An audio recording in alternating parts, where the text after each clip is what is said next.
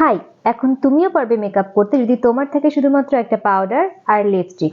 ফার্স্টেই আমি আমার বেয়ার ফেসে লিপস্টিকটা দিয়ে একটু ব্লাশ ইফেক্ট দিয়ে নিব।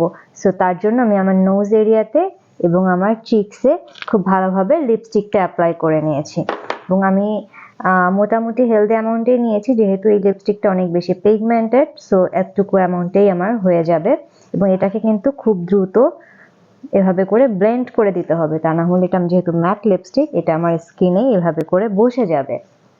তো ফার্স্টে আমি খুব সুন্দরভাবেই দেখছো ব্রাশ দিয়ে এটাকে ব্লেন্ড করে নিচ্ছি। হিজাবের সাথে ব্লেন্ড করাটা খুব বেশি tough, so excuse me for that.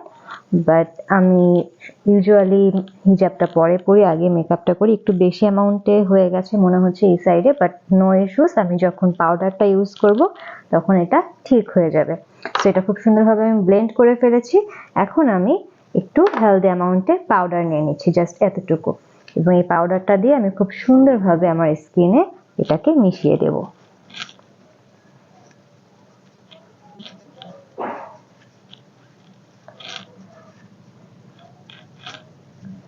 So তোমরা দেখতেই পাচ্ছ ব্লাশের যে একটা অনেক বেশি অ্যামাউন্ট মনে হচ্ছিল সেটা কিন্তু এখন আর নেই।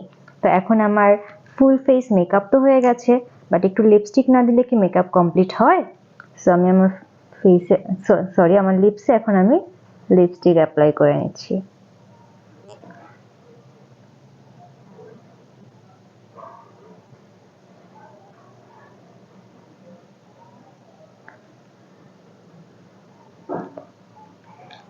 ব্যাস, এই তো হয়ে গেল অনলি পাউডার আর লিপস্টিক দিয়ে মেকআপ।